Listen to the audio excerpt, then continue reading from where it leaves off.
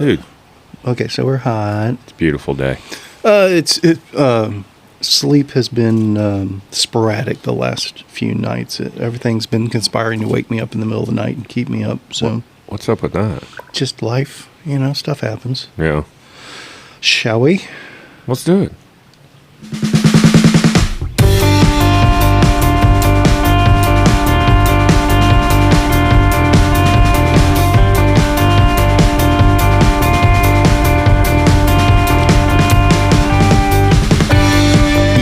Buddy, welcome to ShiftLess. It's a beautiful, beautiful autumn day. Gorgeous. It just there's something missing. Wah wah. Well, just just to do it. No, we miss you, buddy. One of these days he'll be a permanent fixture. That may not be a good thing. That's true. He might not be in a good mood at that point. I don't know. I mean, busy's not a bad thing in these times. You know, there's lots of people that can't say as much. He's going to be off at the end of the week, and then I think all next week though. So, I guess we can figure this out later. But are we going to podcast next week? Because I'm leaving on Wednesday in the afternoon, I should say. We can figure it out later. Would it be troublesome to try to do a remote Wednesday morning? I mean, if you're up for it, I'm up for it. With a dry run sometime Monday or Tuesday? Yeah, I'm down for a dry run. Okay. Yeah, we were supposed to be leaving for Georgia tomorrow, but we've delayed it until Friday morning. So. Oh, speaking of which, did you see that route that I sent you? I did. That's my buddy Carlos. I guess I sent that to you more so to A, show you what he's doing, and then B, see if you were familiar with that area. I'm very familiar with that area. And then also to throw you some routes, I do my own thing. I understand. I cook my own recipes, man. That's fair, but I was I wrong in thinking you might be interested in looking at that? It was an interesting glance. Yeah. Okay. And I'm curious how it does compare to what I have going through Thomasville. Thomasville is a great town for gravel. There's a really cool bike shop there. Yeah. With right there in a neat old-fashioned town square with a brewery and all sorts of other and cool restaurants and stuff. What's the brewery? Do you know? I can't remember off the top of my head. Yeah, I'm pretty sure. I think the only brewery I know that's out of Georgia is Sweetwater. It's a local microbrewery type thing. I was just trying to think off the top of my head what Georgia breweries do I know, and that's literally the only one. But the roads around there, they get very. You can't say gravel around them. They get very upset by that. Why? They are red clay roads. Oh, well, excuse me. Yes, it is a thing. Do not refer to them as gravel. When in Georgia, I'll remember that. Well, no, that's that specific area around Thomasville. They're fantastic. So my going to California route goes through there, and I was actually, I glanced at the route, and it's like, it looks like it might be the same stuff coming up from the south as mine. So I'll overlay the two, and out of curiosity, see where it goes. I didn't even know what he was doing in Georgia either. Well, he's Florida boy too. Right, he's Florida. So all the more reason y'all should hook up. I've tried to make that connection before. When the time is right, we will. Yeah. I'm all about collaboration going forward. He's an awesome dude too. So that's that quite frankly, that's our focus. I don't know what the hell I'm doing, but I'm actually being strategic in my spinistry plans. I got things not figured out, but here's what I want to be doing in 2 years, 3 years, and I'm putting the pieces together to accomplish that, which is very, very unlike me. Yeah, I need to figure that out myself. I need to figure out what's next for me. We're closing off our 5th year here at FAM, and it's like, how do I continue to grow without? That's been my. And I don't know if struggle's the right word because I never really took a direction to scale up per se. It's like I recognized I was at capacity, for lack of a better term. Yeah. And I couldn't, for the life of me, start to wrap my head around different ways to scale that made sense. Mm-hmm. And I think I'm kind of getting that concept fleshed out. So we'll see how it comes together. Heck yeah. But let's do. Well, speaking of fam, how'd the whiskey dinner go? Oh man, it was awesome. It was. It's hard to have that much fun with your clothes on. It was. So Derek showed up, and he is just. He's one of those super personable guys that just you can relate to instantly. He's the guy that you're going to be friends with as soon as you meet him. That's kind of a prerequisite for an alcohol rep to begin with. But he knows his stuff too, and he knows the industry. But he knows food as well. So it's fun because last time we did it, neither one of us knew what to expect. This time I didn't know it last time, but he told me this time. He goes, I was so nervous last time because I didn't know what to expect. He goes, I've done, whiskey dinners before, but a lot of people, they'll do 4 or 5 courses and they'll do mixed cocktails. And he goes, I just supply the whiskey and talk about it. He goes, but I'm not in control of what goes with what or anything like that. And I said, but you know your whiskey better than I do, and in lieu of me sitting down and getting crocked, right, and trying to figure out which whiskey goes with which course, which wouldn't be the worst job in the world. It would not be. And My Lemon Green does not make a bad whiskey. It's pretty astounding. But the way we did it the first time is I would make the courses in real time and feed him his first, and he would take a bite and he would go, ooh. Because he knew his catalog of whiskeys. Right. And he would go, this is the whiskey to serve with this. And so this time, I sent him the menu ahead of time, and he kind of had an idea, so he brought appropriate whiskeys. And we started the normal start low proof and move up, and then we used a rye with the blue cheese course or the gorgonzola course. And it was some really good pairings, and I feel like this was one of our best menus that we've done, especially from a fall standpoint and from a whiskey pairing standpoint. But we just had some really good dishes too. I did a couple of dishes that I was super stoked on. Give me the highlights. What were your favorites this time around? In 5 years, I've never served a deviled egg, and deviled eggs are one of my favorite things ever. Mm-hmm. Like I was explaining to, I think both of the tables at some point that there's 2 things that if I ever see on a menu when I go to a new restaurant that I order without hesitation, and deviled eggs are one of them, and bone marrow is another one. Okay. That if I see it, as soon as I sit down, I start looking through the menu, and they're like, can I get your drinks? And I go, oh, I'll have the bone marrow. There's zero hesitation. So I made a homemade bacon jam, and then I served that on top of the deviled eggs with a bloomed mustard seed. And then in the mix of the deviled egg, I took literally the only thing that was in the deviled egg, the yolk mixture, was a little bit of Duke's mayonnaise, old school mustard, and then I took celery and did a fine just dice on it, and did a quick pickle on it with, excuse me, with a little rice wine vinegar and honey. You're really talking my language there. It was good stuff.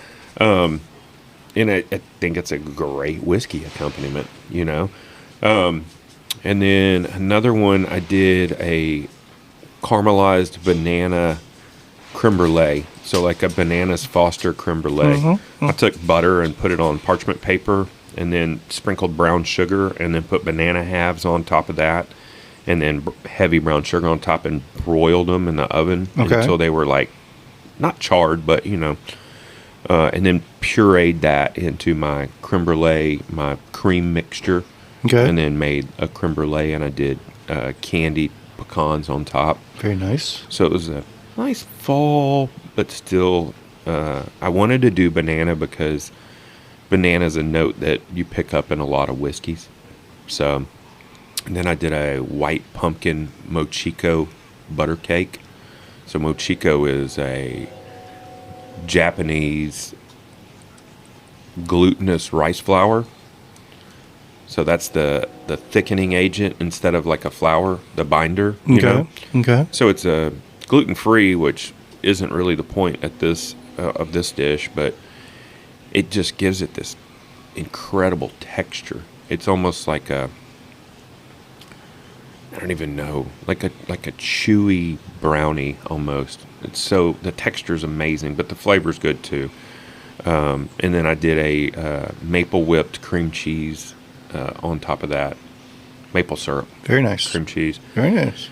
It was good. And then we did I did a short rib ravioli with a dashi broth. So it was like ravioli in broth instead of like a thick sauce. Mm-hmm. And then I had a little bit of dehydrated green onions from Caleb's garden.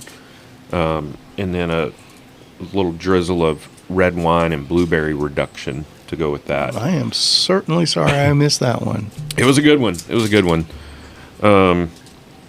And we had a great time, man. Everybody was, I mean, I got a standing ovation, which is always overwhelming, you know. We had quite a few new people, which is always cool. That's always welcome. Yeah. And I hate to jinx this, but our dinner service is almost flawless at this point. Like, my boys know exactly what they're doing. My wife is amazing.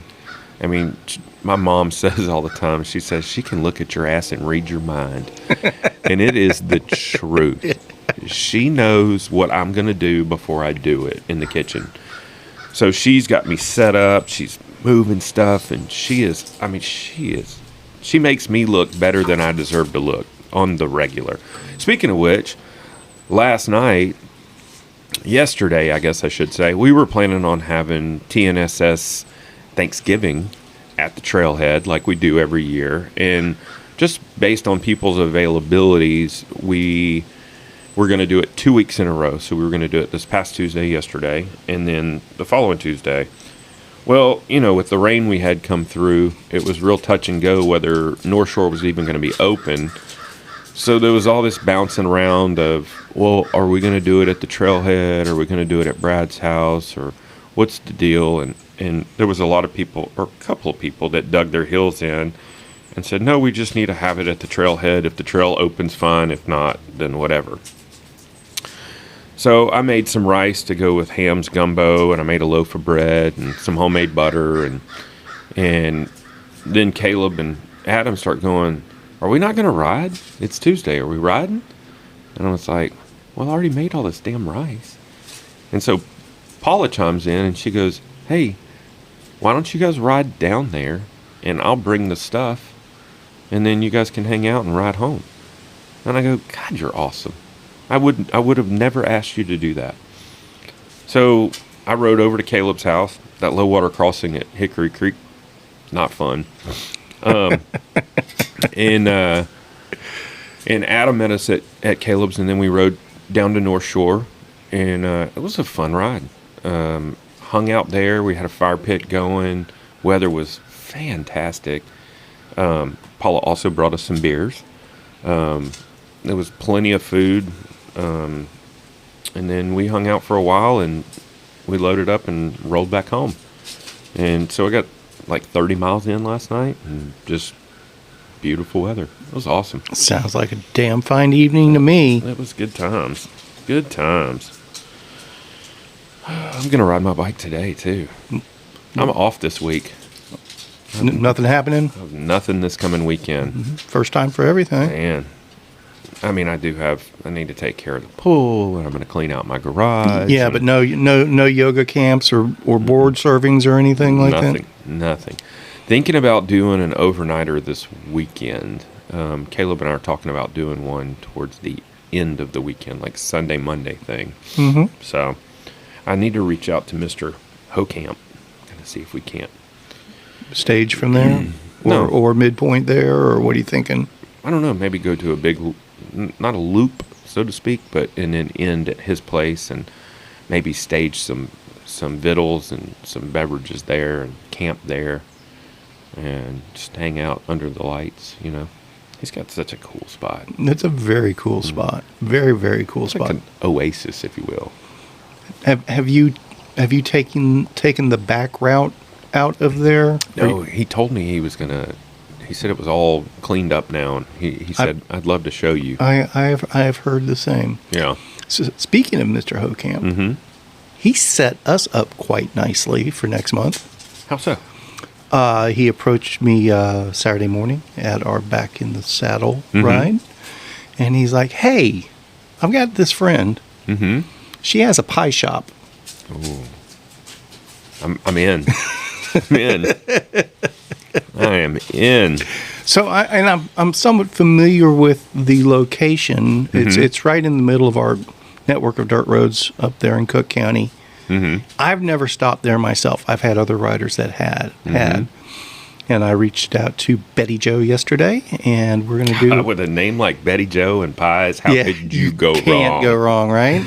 Man, I am already just salivating. So, well, you better sign up, because spots will be limited, because she can only make so much pie for us. What ride is this? It's going to be the Holiday Ramble Pie Ride Edition. When is it? December 21st. It's a Saturday. Ooh.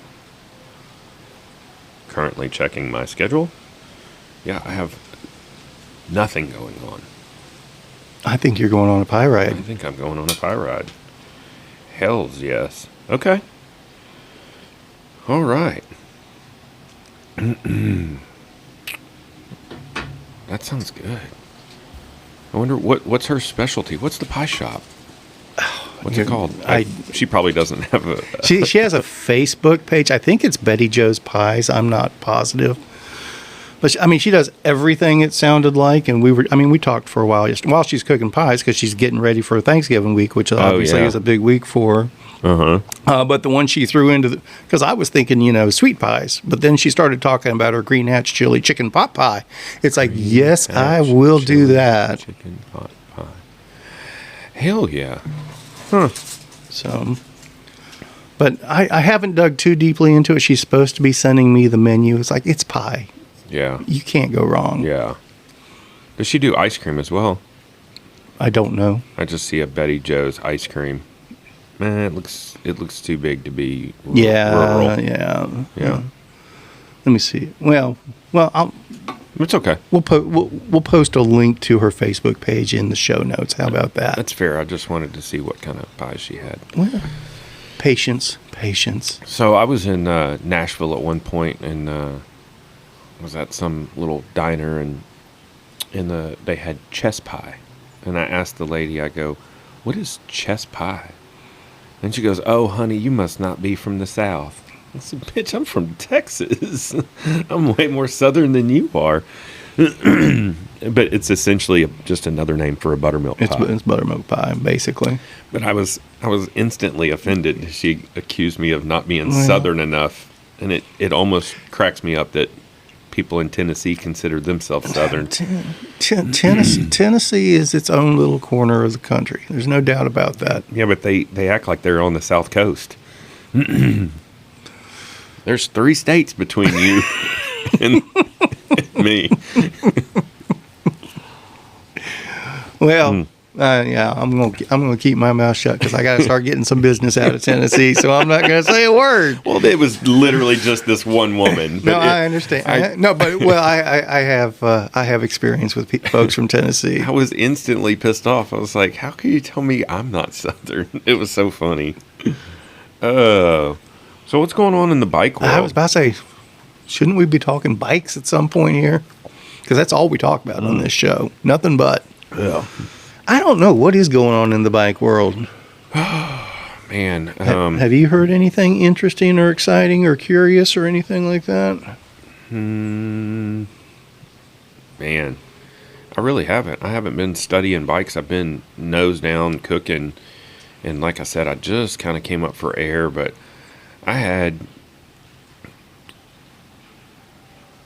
that's what's going on. Dinner service, I told you we spent, we took Lucky to the vet Friday at like 3 o'clock and didn't get home till 11 o'clock. Right at 11 o'clock on Friday.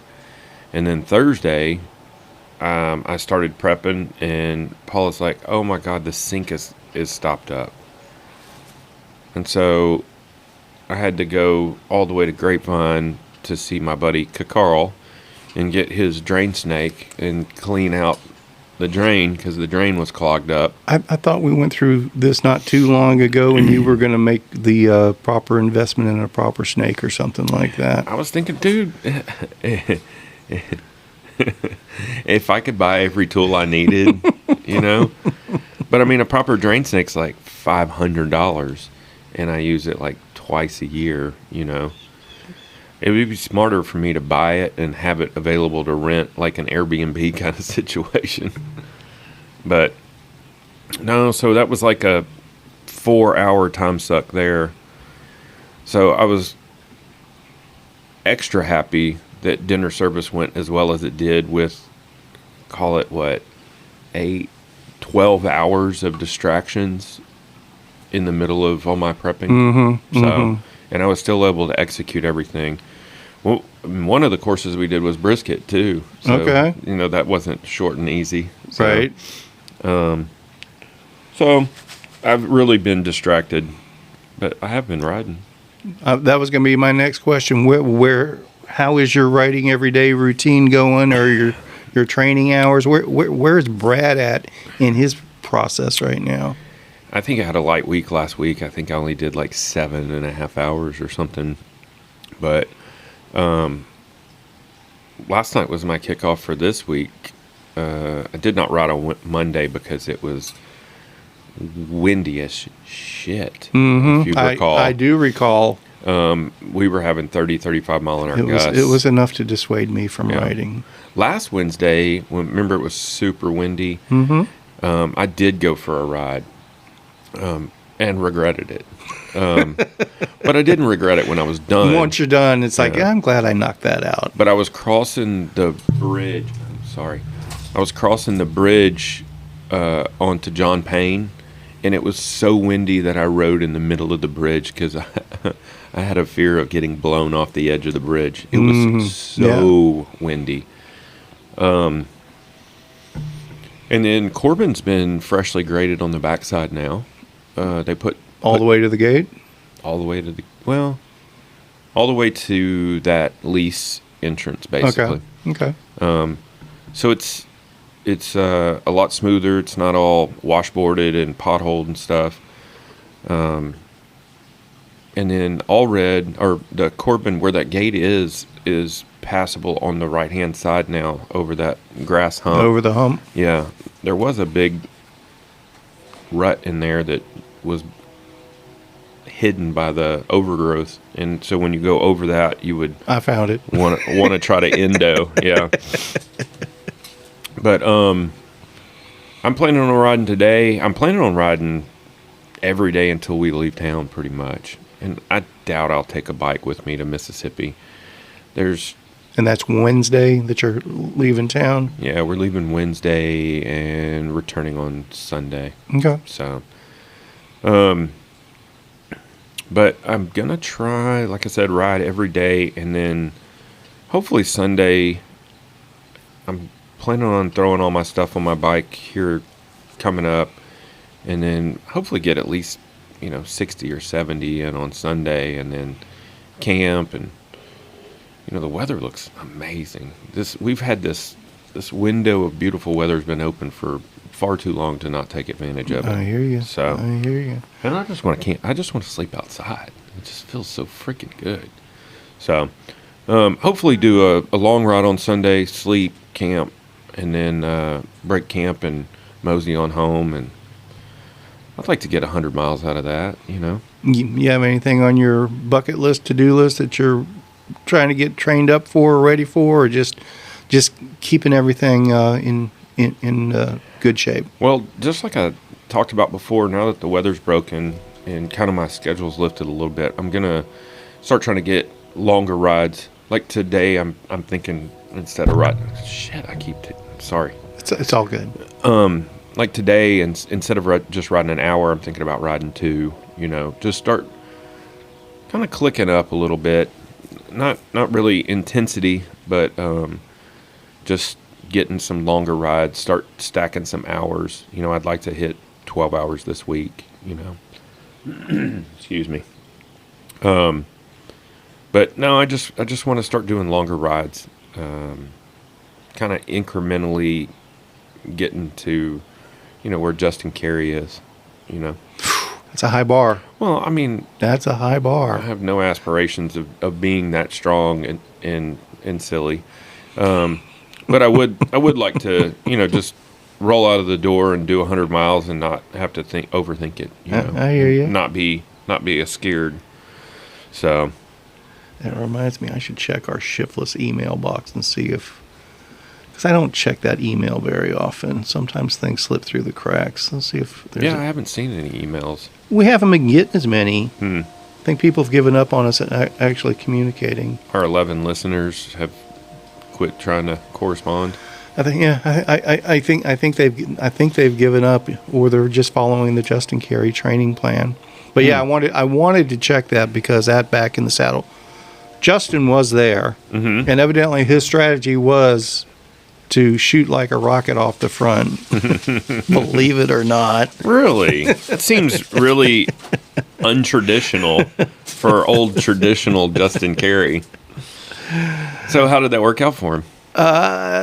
He led for a little while. He led for a little while, and then evidently Chip Constantine was not having it. He was in form. He was pulling the group at 30 miles an hour. No shit. Yeah, I saw the thumbnail for his video, and I haven't watched it yet, but it pretty much summed up exactly what you're saying. It was from his vantage point, like from his GoPro, obviously. And there's a string of riders to the right of the road, and it just said attack. And I was like, oh, I know where this is going. he still ended up with a decent finishing spot, but yeah, the way we had that one set up, it wasn't a race per se. It was a qualifier for privateer. So if you beat a 7-hour cutoff, you qualified for privateer. Was the way we did it. So how many people slid in under that time mark? I want to say 7 or 8. Okay. Not a bad little group added to the privateer list now, and making progress. We're going to really start talking up privateer. We've started talking it up this week, but that'll be like my focus while I'm hanging out at the cabin next week, is to really very cool start driving that one and taking that next level. So you guys are going to Georgia, not to Florida, huh? We're going to Georgia next week, but it allows me to zip down to my folks' place if needed. But how far is it between those two spots? It's like 4 hours. Oh, that's not too bad. It's not too bad, but there's plenty of hands on deck next week to help my mom out. Yeah. My dad. How is your old man doing? We got some fantastic news that between my sister and my brother, working creatively with the insurance company, we got approval for 100 days of inpatient. Oh, that is great news. Therapy. When we were concerned they were going to cut us off at 2 weeks, and then it was like just hang out in a wheelchair for forever and ever at that point. But so that's good news, and it kind of it's like, okay, well, we know Dad's taken care of, or at least where he's going to be for the next few months, and that is good stuff. So it helps us plan accordingly, sort of thing. But we'll be in Georgia next week, and then we'll go to Florida Saturday after Thanksgiving, and we have a place rented not too far from my folks' house, so we can take the dogs and hang out there for the next week. And everybody, the rest of the family, will have moved on from their Thanksgiving travels, and I can help Mom as much as possible. What are the staples in the Lee household when it comes to Thanksgiving? I mean, is it mandatory turkey?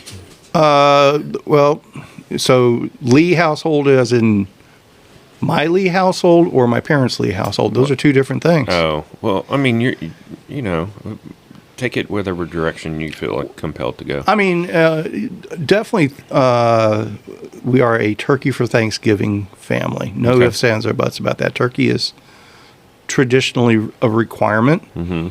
Isn't it funny how we only eat turkey for Thanksgiving? We don't. No? We have turkey throughout there. You guys roast a whole turkey some other time of the year? No, smoked turkeys go a long way. Yeah. Fried turkey goes a long way. Yeah. But you physically prepare them, or you purchase them already cooked? Yes. No, we do it all. Oh, okay. We do it all. Like we picked up a couple whole smoked birds a couple weeks ago, sort of thing. I don't fry a bird myself. I don't have all the crap to fry a bird. Yeah. But we'll randomly cook a whole bird. We like turkey. Yeah. Okay. But that said, outside of Thanksgiving, like we don't require it for, like our tradition for Christmas is we do a lasagna. So is kind of I remember you telling me that. That's the direction we go there. Like we're not a ham family, for example. Ham never really falls into the mix. Yeah. I'll do a meatloaf before I'll do a ham sort of thing. But for Thanksgiving, turkey's pretty much a requirement. Yeah, we keep it traditional for Thanksgiving too. We're very traditional, and it's just whatever the family's tradition is for stuffing and whatever else. Stuffing or dressing? I guess technically dressing. Mm-hmm. It has to be in the bird to be stuffing, right? Yeah. Technically dressing. So. I think so. I don't know. Yeah. Those two terms get so convoluted. I understand. Yeah. And like along those lines, we're the torn, stale white bread or dressing, not the cornbread dressing, but like Jan's family is the cornbread dressing with boiled eggs and stuff in it. Yeah. Which is very good. Yes. Very good. That's what my family gets down with. But it's all Mississippi based, so you know there's going to be some cornbread. We mix a lot of we in our household.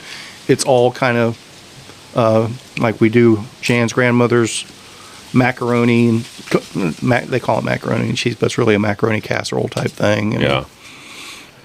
Anything with fried onion strings on top of it that come out of a can? No. No green bean casserole? Not green bean casserole, but green beans. Yeah. Snap beans. Yeah. That gets into the mix. I look forward, there's nothing that really stands out at Thanksgiving for me, but I always look forward to, there's just something about, family gathering and just having a plethora of food to eat, and it's very low key, low stress. I don't have to be on, know, and I don't know the food doesn't have to be, top notch, and I make sure it is anyways, but it's kind of nice to be in a low stress environment and still enjoy food.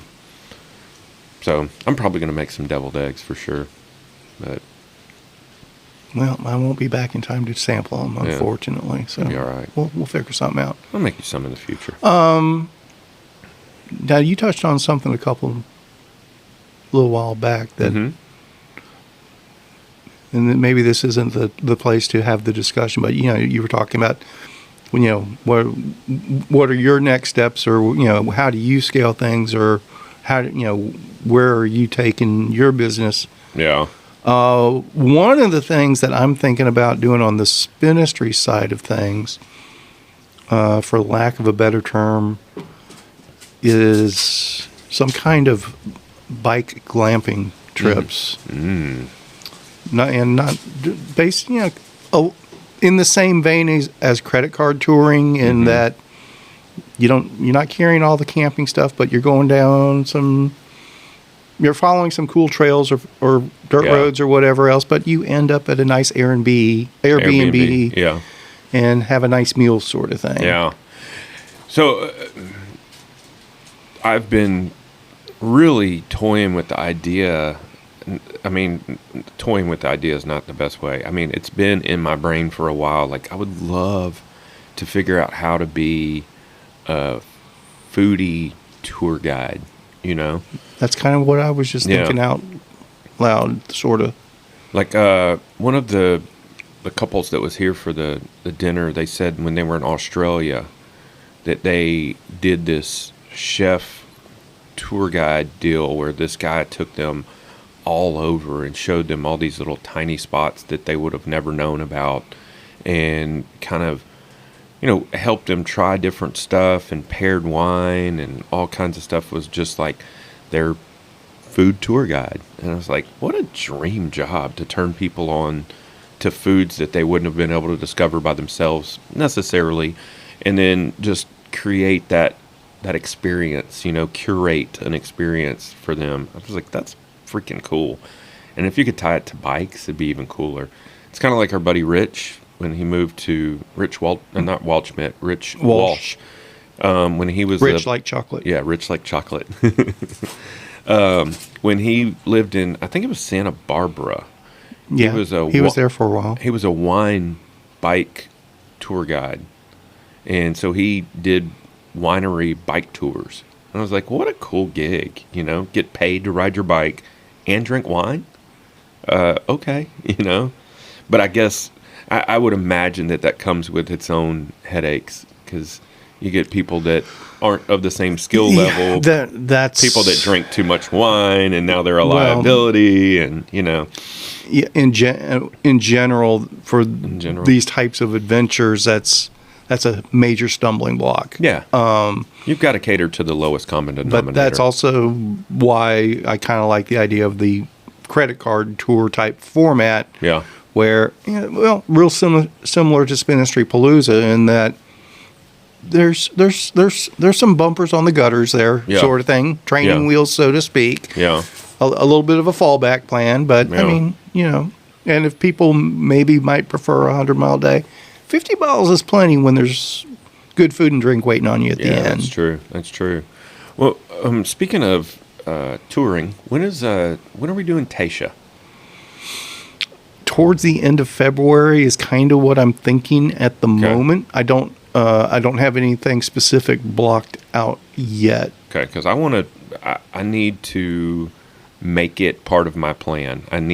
We need to, not in the next week or so, but I want to schedule it and mark it in my calendar and make sure that I have time set aside for that. We don't have to do it right now, but I want to do it. Okay. And when you asked what was I training up for, I guess I was maybe kidding myself and everybody else, but I'd like to do something like that, and I obviously want to do Race Across Texas. I'm just looking at the dates in general. So in general, hypothetically speaking, Saturday, the 22nd of February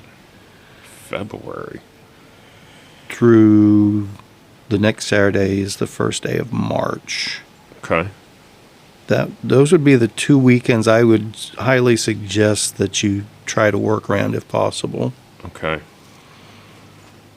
But we're both freed men, so to speak, so if it has to start on a Tuesday or a Monday, that could happen. Oh, well, I need to submit my time off request form to the boss. I understand that. That's what I'm saying. But that's what I'm saying. It would end probably no later than that first weekend in March. Yeah. And maybe ideally even sooner. Okay. Depends on when my Brompton gets here. Weather's always a factor. And weather's always a factor. No ifs, ands. And I need to get my ass back on the bike. Yeah, what's going on with Kevin? I know you've had it's some distractions, to say the least. Yeah, basically since the first week of October, my bike riding has gone to shit. So I got to get back on plan, and that is definitely a goal for this trip. And again, the stuff sorting out for my dad, that helps tremendously along and that was a lot of it. It was just kind of waiting on the edge of the seat. It's like, which direction are we going to go, when, to do what? Yeah. And so now we've got we've got kind of a plan in place, so I can work around that, and I am definitely motivated to get my ass back pedaling again. Yeah, I miss my daily rides, so that's why I'm firing it back up. What is that? Oh, Paula's running the blender. Oh, okay. Damn it, Paula. It's all right. Speaking of e-bikes, Yes, sir. I think last podcast we talked about, you said that Yamaha, was it Yamaha Yeah. you were talking about? Well, I mentioned Yamaha. They were pulling out of the e-bike market. Yeah. But what's funny is I just got this deal November 2024. Yamaha launches new platform to forge closer links with OEM e-bike partners. So they're creating, what are we calling it? Motors? They've got 3 new generation motors that they're coming out with that are going to go into OEM bikes. I'm guessing not necessarily Yamaha bikes, but other bike partners. Right. Much like a Bosch or a Shimano. So they were the ones they had built for them, and once they backed out, now they got to sell them to somebody else. That's where I was going with this. But they do have 3 different ones. They have an S concept, which I don't understand. I don't know what the S denotes. They have a light concept, which ironically looks like the biggest and bulkiest of all 3. And then they have an X concept. So I haven't read through this, but they have 3 different motors that they're releasing that are going to be incorporated in an OEM, and I'm sure they're already being spec'd for bikes, I would imagine.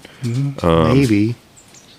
But I just thought that was interesting that last week we were talking about Yamaha backing away from e-bikes, and now it's like, nah, we're just going to make motors. But I think you hit the nail on the head. I think they already made them, Yeah. or they were contracted for. Yeah. They So now they got to find a home for them. Yeah, they had container ships full of motors, and now they're like, what are we going to do with all of this? Well, and I really do think that DJI thing is just turning the market upside down. I think they're gonna rip everybody. They have disrupted, so to speak. Yeah, and I'm here for it. Man, and I heard somewhere along the way, and obviously Uncorroborated. I'm not attesting to this as a fact. But I had heard somewhere along the way that Shimano was getting out of the motor business too.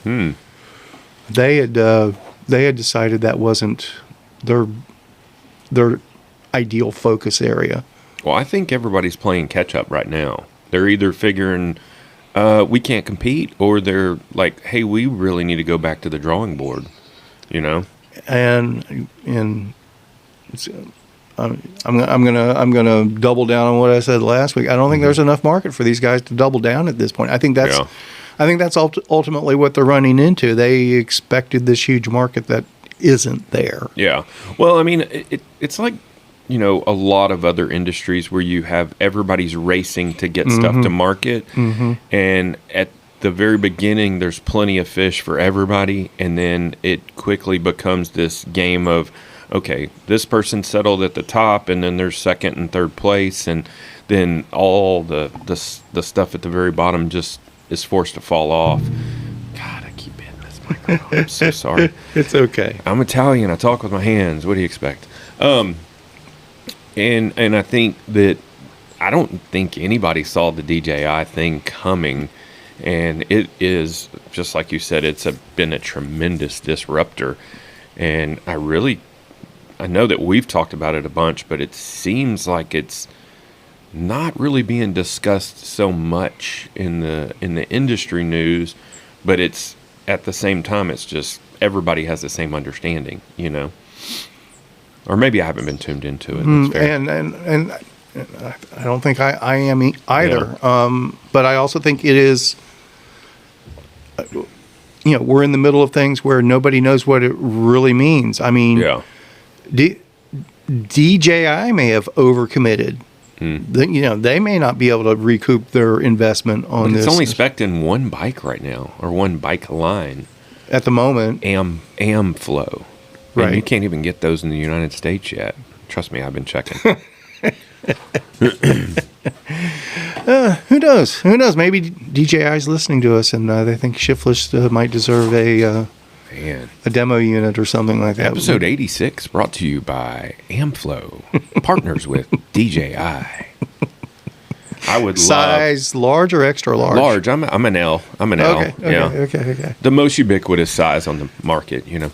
I would love to throw a leg over this bike. You know, when I went on my one and only e-bike trip this year, I was on the Cannondale Moterra, not the SL, but I didn't know any different. But the guys that I was with, they were like, that's the best motor on the market. And that thing had power on tap. And it felt like, I mean, it was almost, at times, it was like, whoa, this is too much power, you know? And so I can't imagine what this DJI has with, I think it has almost twice the torque or whatever. The numbers were crazy. They're ridiculous. So, and you know, I've watched quite a few videos of guys just literally riding wheelies up crazy hills with very little perceived effort, you know. So I'm interested to check one out. I feel like it's going to be quite some time, but it would be cool. Well, I'm curious, where are they going to actually be sold, or is DJI selling them direct? Well, so right now they're spec'ing this Amflow, from what I understand. But I think that is a UK-based bike brand. I really should have more information. I thought Amflow was actually a DJI bike. Oh. I think the whole thing, I mean, obviously Shimano or SRAM components or whatever, but I think the bike is DJI's bike. It's a private label bike. Well, they have non-e-bikes too, don't? No? Oh. So I didn't, sorry. I guess I didn't know that. That's my understanding. I could be mistaken. Huh. I could be mistaken. I haven't dug too deeply into it because I knew that wasn't going to be fitting into my budget anytime soon. Yeah, same. So, but I thought I remembered hearing that or reading that the bike itself was DJI's proprietary bike. Huh. I guess that was the obvious thought process, but I didn't connect those two dots because Amflow literally only has one bike, and it has the DJI. So that, I guess that would make sense. I guess it's an emerging brand, huh? Probably. I don't know. We'll see. It's gonna be interesting. They are turning over the apple cart, so to speak. I do believe. Yeah. There's no. You know, normally it says contact us or something like that. There's nothing like that, so you can't really tell where they're based out of. Yeah, I think they're all about building awareness at the moment. But talking about turning over the apple cart, evidently Strava did a bunch of that yesterday. Oh, what they did? They basically, I don't know the details. I watched the DC Rainmaker video, but you know it was a lot of geek talk stuff. But basically, Strava has all the apps that work with their API for sharing data for your performance and things like that, like in coaching programs and other things.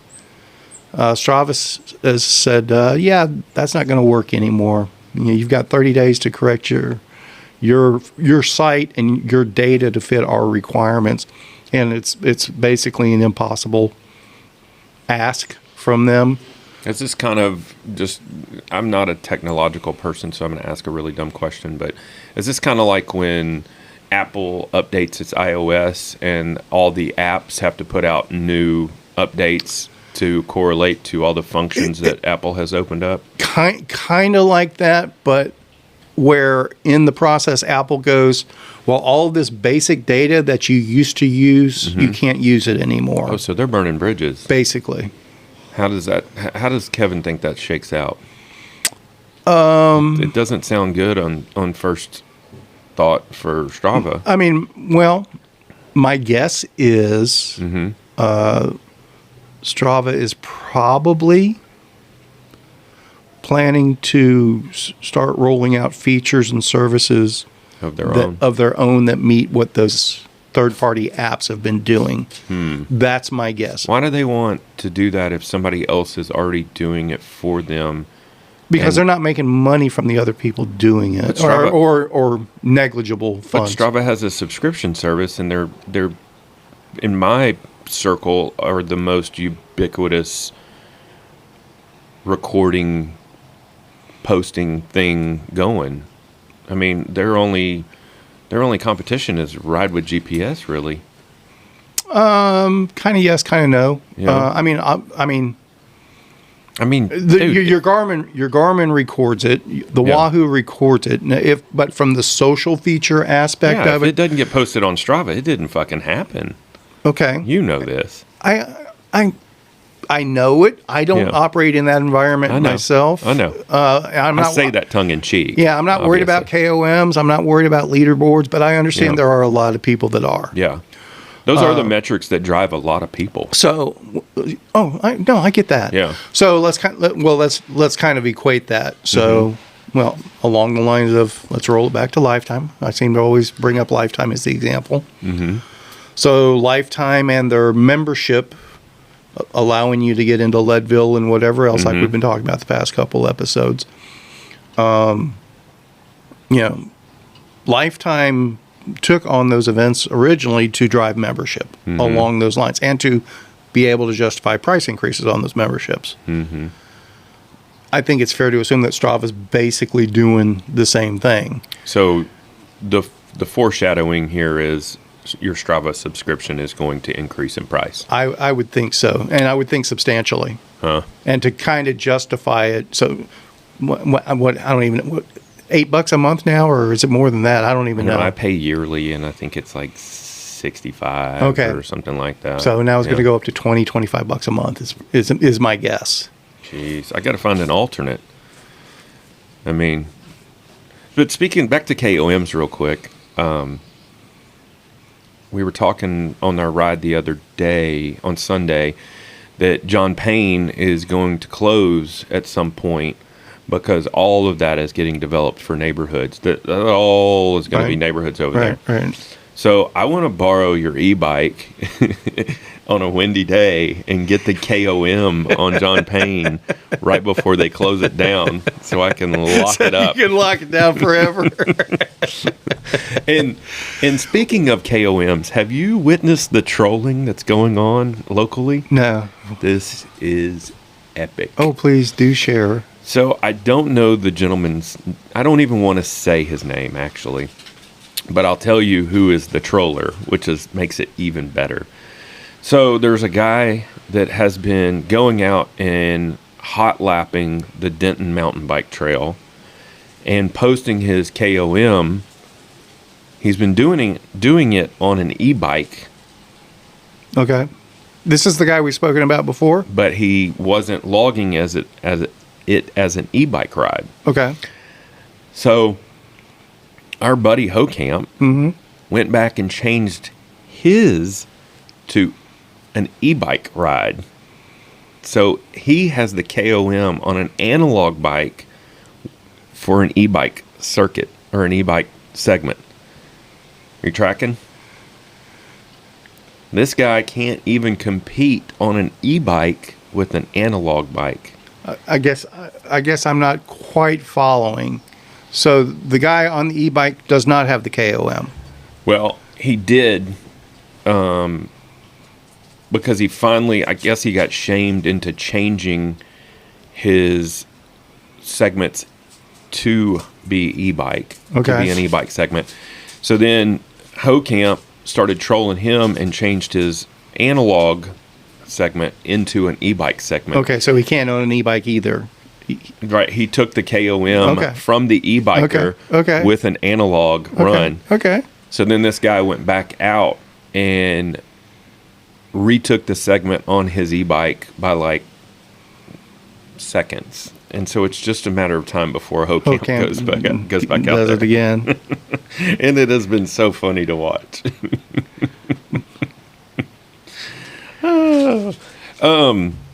I was perusing global cycling news, speaking of UK based, and they did an article at the beginning of this month on a brand that I'm really not familiar with, but you mentioned this earlier, that's not in your budget. And this is the astounding part about this is they went to this factory in Beverly, Massachusetts, where they handcraft high-end carbon bikes, and it's a brand called Parlay. I know Parlay. Yeah, I'm just not a road bike fanatic, but I was not familiar with them. But the article is inside the factory that makes $25,000 bikes. And I did not know that road bikes were that expensive, honestly. Like, I went down to Velo Cafe in Keller and was shopping around just looking at road bikes, just sheer curiosity. And even like the high-end Pinarellos and stuff that are seemingly have every chi part on it you could think of are like, and I don't say this with a lightly, but they were only like $15K right, compared to $25K. Right. So I'm wondering, where does that extra $10,000 go? You know? Well, I mean, it's a custom carbon bike. Yeah. So that's in and of itself is a rarity. Yeah. Unique. But you don't, I mean, you can get a Parlay that's not a $25,000 bike. Yeah. You can get a $10,000 Parlay. Okay. But, I guess it's a true handmade custom carbon bike. And it's made in the good old USA. And it's USA. Yeah. So Okay. no tariffs. Yeah, I haven't watched the video, obviously. It just came up on my feed a couple of days ago, or just came onto my radar. Now, I don't want to misspeak, but I could have sworn I saw somewhere that Parlay was going out of business. Oh, really? But that was several months ago. So if GCN's talking about them recently. Yeah, this was November 9th. Okay. So just 11 days ago.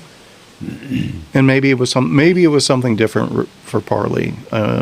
I just remember I saw a blurb or a headline that made me think that way, but I didn't dig into it. So Yeah. I'm not going to go too deeply on that, but I'll check it out later. I had a Parlay in my garage for a while. Oh, really? Yeah. I didn't know that. It was my Zwift garage, but It was your Zwifter? yeah, it was one of my Zwift bikes. Yeah. Not that I ever understood what difference a different Zwift bike actually really made. I think it was more just advertising dollars that different brands could spend on Zwift and throw their logo. Oh, so you're saying it was a Zwift specific bike and it was Parlay branded?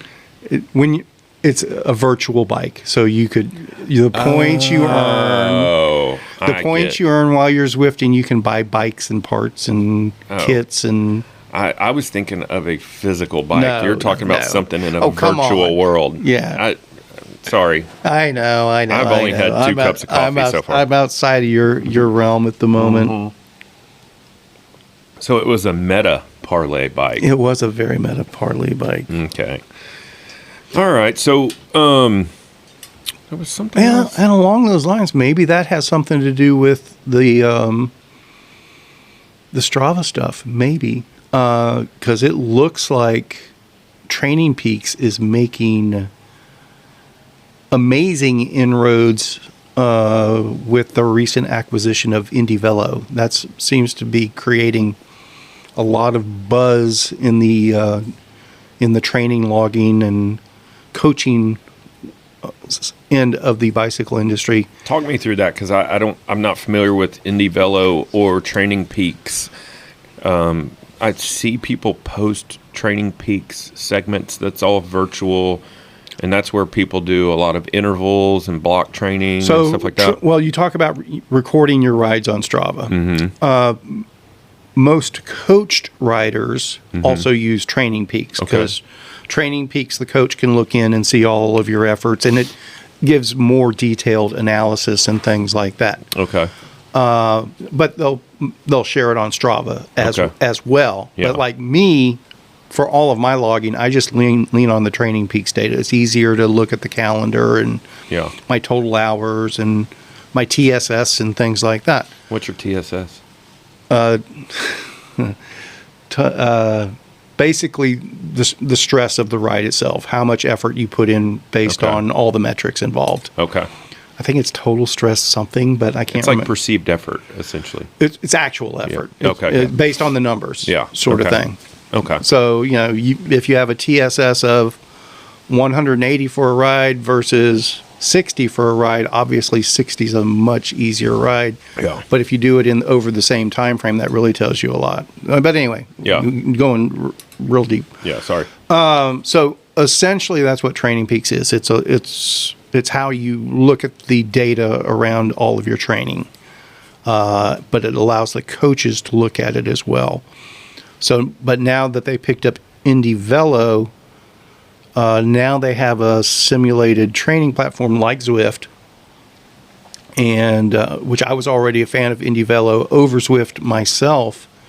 But what IndieVelo's shortcoming was compared to Zwift was the cycling community. It's, you know, Zwift has hundreds of thousands of users. Yeah. And that's a big part of the Zwift experience is yes, it's a virtual video game ride, but you are racing next to real people and people you get to know in the online community and things like that.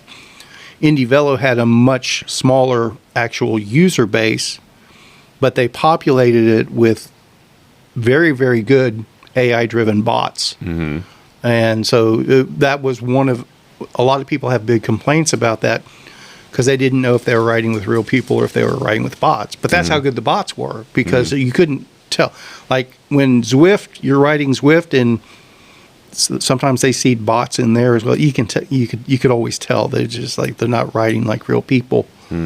Just doing boneheaded things, and like Justin Carey would be considered a bot if he were out there. Sorry, Justin, I couldn't help it.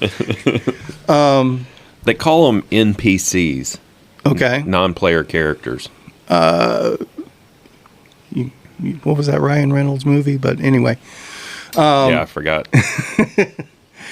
But yeah, but the IndieVelo version was definitely bots, very AI driven, and it is, and it still is. But now, because Training Peaks in the coaching environment is kind of ubiquitous, it is the platform that everybody that's working with a coach uses. Everybody that has a power meter on their bike uses Training Peaks. Pretty damn close. Yeah. Pretty damn close. And by making IndieVelo part of their platform, it's just the user base has increased tremendously in very short order.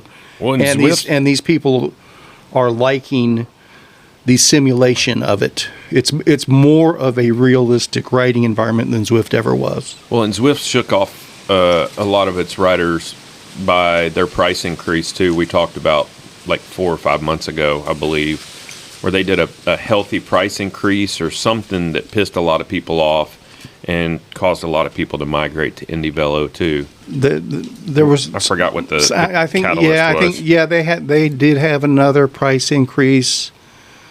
And then there was the Wahoo had picked up another simulation platform, and Wahoo shut that down. So a lot of those users were homeless. They weren't going to go to Zwift, so they went to IndieVelo because IndieVelo was free, but it was in beta. So it was always understood that it wasn't always going to be free. Right. And it's still free right now, and that's part of the allure for it. A lot of people, it's going to be free on Training Peaks through March of next year at least. Yeah. But that's going to be an incentive for people to do because you can get a free Training Peaks account, which has the basic information, which is basically all I use. But you can get a higher end Training Peaks account that has all the very, very fine data if you have a power meter and all that. Yeah. And that's part of the Spinistry expansion. We now have a coaching account so that we can start, particularly for they call it Training Peaks Virtual now instead of IndieVelo. We can do virtual club Spinistry rides and things like that. Very cool. And so we're going to start incorporating some of those pieces. But the type of data that Strava is shutting down would feed directly into Training Peaks. There's got to be a whole lot more going on behind the scenes. Oh, there's something big going on. Yeah, I'm sure of it, I'm assuming Training Peaks is impacted. I can't tell for sure because I never had my data. I upload to Strava, but I also upload to Training Peaks, and I also upload to Ride with GPS. But I do that all from Wahoo. Yeah, I don't upload to Strava and then have it disseminate from Strava to the others. Yeah. Sort of thing. I'm wondering if the new update that Strava did a month or plus ago that has all the AI information on your ride has something to do with all of this. I mean, I think it's all part and parcel of whatever the next generation of Strava is going to be. Yeah. And that's my guess is what they want to do is incorporate AI coaching. That's my guess. Yeah. So they're going to say, "Hey, yeah, you can pay $100 a month for a coach and then still pay $12 a month for your training peaks or whatever else, or you can pay us, or you can pay us $50 a month and get a virtual coach and these other things." And I'd rather just ride my bike. But that's the big thing about the Strava. Basically, what they're doing is they're calling it privacy issues.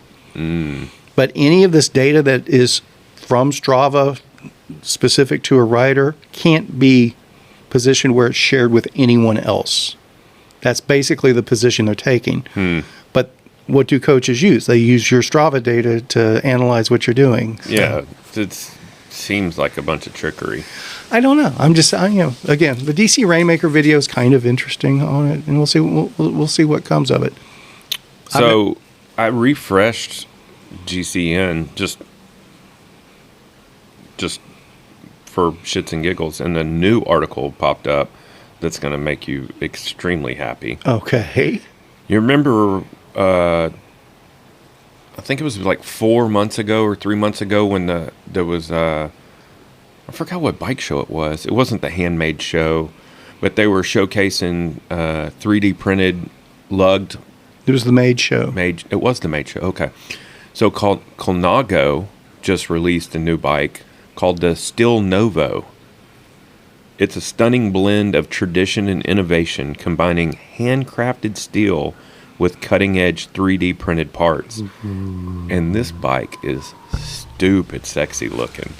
It looks almost like a carbon bike, especially at the head tube junction and everything. Ooh. And I know you're a Colnago head. I am a metal Colnago head. Yeah. Well, this is steel. I understand. It's like, yes. Now I just need the titanium. But it's also 18 grand. 18K. Is that? But that's complete, though, right? I would hope so. Well, I'm just making sure. No, it's just a headset and fork. But I mean, okay. Yeah. A handmade steel Colnago, 18 grand complete. Yeah. That's, I mean. Yeah, but it probably has campy shit on it. I'm kidding. They may not. Yeah. Actually, I think that was a thing from last year was the Campy and Colnago relationship. Yeah, they broke. Yeah. It seems weird because Campy used to be like the premier road stuff, you know? Sure. And Campy's just kind of, I mean, they haven't been able to keep up. Yeah. I mean, that's been the story the past, we'll call it a decade. 10 years. Yeah. Really 15 years, though. Yeah. It really ramped up the last 10 where the technology is just changing so fast. Yeah. You have to have super deep pockets to keep innovating. That's the Shimano and SRAM. Yeah. Yeah. But there's some disruptors going on there, too. There's a lot of, much like your coveted Paul derailleur, that was, what was that, in the 90s? There's now with, technology being what it is and computer-aided design and being able to 3D print so much stuff, there's boutique derailleurs coming onto the market now that are utilizing the UHD design and all this other stuff and the standards that are across the board. There's smaller companies that are able to do custom derailleurs and stuff. Right. So that's kind of cool to see that, because back in the day it was like, oh, there's going to be other people making derailleurs besides just Shimano and Campy, because that's all there was back then. And there was the Sun and a couple of off brands, but it was really cool to see people like Paul making derailleurs, and I can't remember, there was a couple other people that were making derailleurs back then, and they were all aluminum and CNC'd and super sexy and what's that word called when you make it a color? The word's escaping me now. Anodized. Okay. Remember everything was anodized, Right. different colors back. It was purple and blue and green and all that stuff. But now you're seeing more of that come onto the market. Why is she so damn cute? God, You're a lucky bastard. I thank my lucky stars every day. Yeah, I'm going to be the old man shaking my fist at the clouds, curmudgeon here. I think it's all overdone. I mean, the current technology is beyond what 98.7% of the riders really need. Oh, agree. But, there's certain leaps that we've made in cycling that make perfect sense and you would not want to revert to. There were single speeds and then there was 3-speed internals. And then there were external deraillers that were friction shifted with down tube shifters. When we went to STI, nobody wants to go back to down tube friction shifters. There are some Luddites out there that still think that, oh, that's peak technology. I think 2x10 with disc brakes is peak technology. There's an argument to be made there. I think it's more of a bulletproof transmission, but there's definitely arguments to be made against the front derailleur too, because front derailleur is 2x10 with a campy front derailleur. That's the best front derailleur ever made. I still think that opinion style gearbox is going to be the future. But I do agree, like getting to electronic shifting and, everybody doesn't need that. And I've seen my share of failures on that just through. And internally routed cables need to go away too.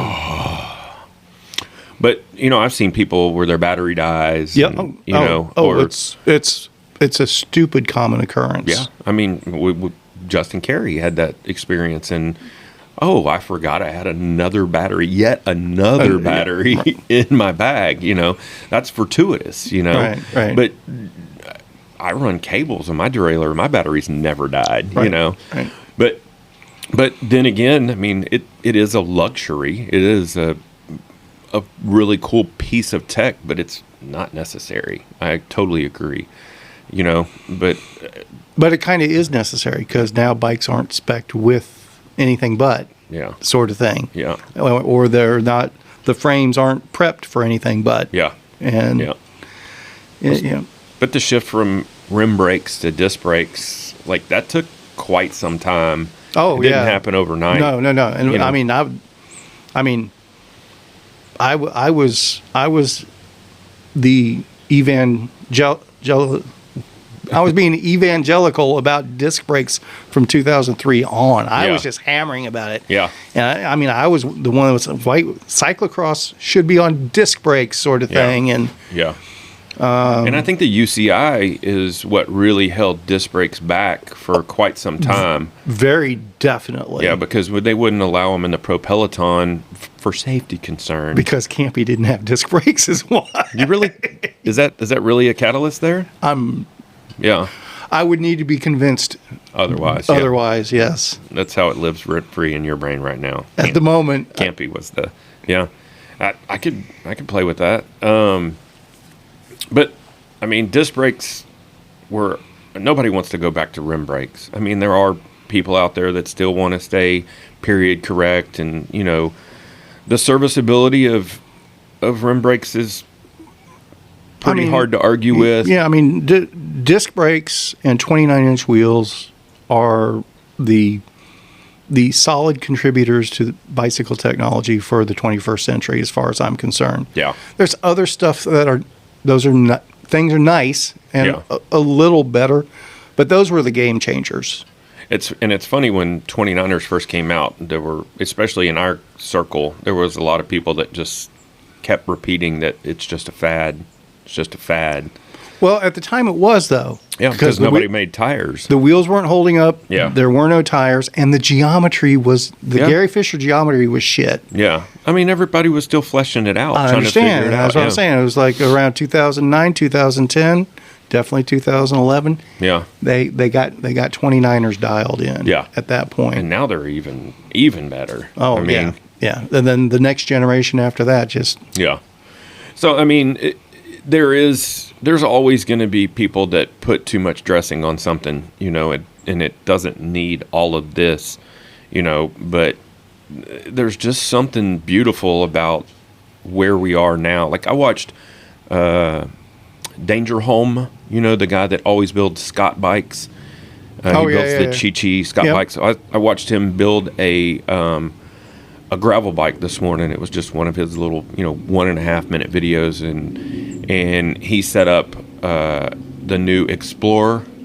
So it's a 13-speed rear derailleur electronic, and then it had the Zip Explorer wheels that are meant to be paired to the Explorer tires. But just watching the setup on that, where he just puts in the UDH, attaches the derailleur, puts the shifter in place, turns it on, and it's just tick, tick, tick, tick, tick, tick, and it's done.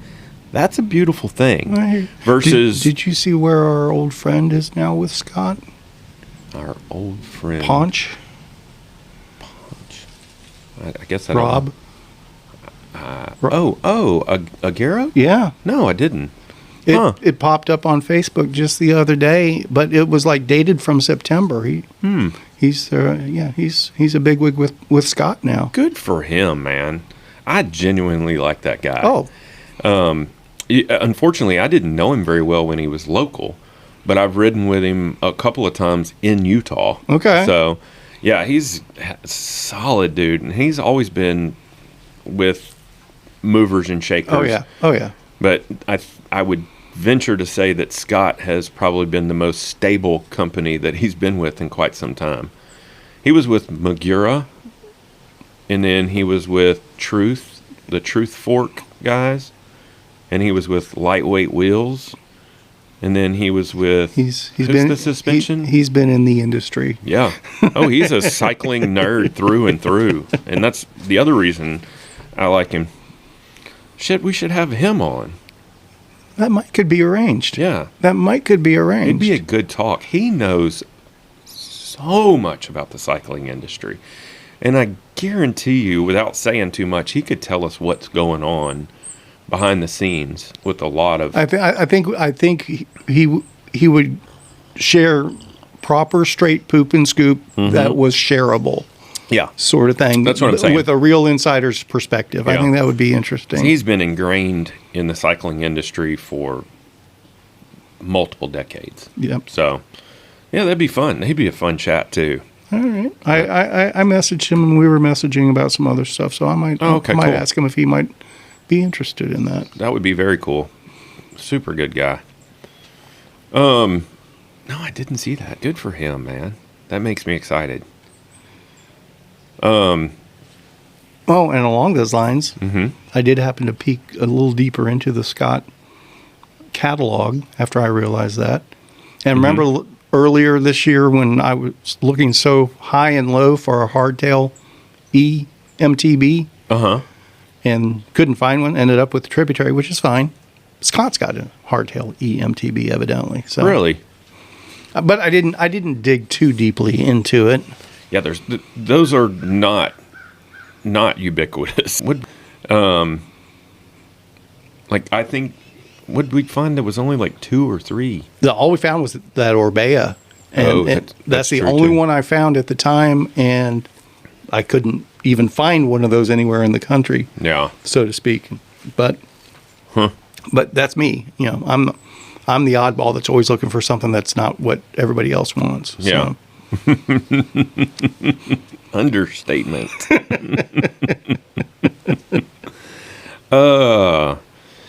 Yeah, it's weird because Scott is a UK brand, and there was a big lull in the market for a while where I think it was the Spark that they wouldn't bring stateside, and there was a big calling for it. Like, people were like, how come we can't get these bikes over here? Blah, blah, blah. And then they brought them to the U.S. market, and then they pulled out for a short time, and now they're back. It was, I never understood what happened there. There's been something going on with Scott for the past couple of years, and they displaced their CEO or something like that a few months ago, and somebody else stepped in. Yeah. And that was some kind of weird drama around that. Was that the one where the guy holed up and said, no, I'm not leaving? That was Scott? That was Scott. I couldn't remember. Yeah. I never heard all the details. And I'm guessing Rob's not going to, if we get him on, he's not going to go too deep into that one. No, I would imagine not. But, wow.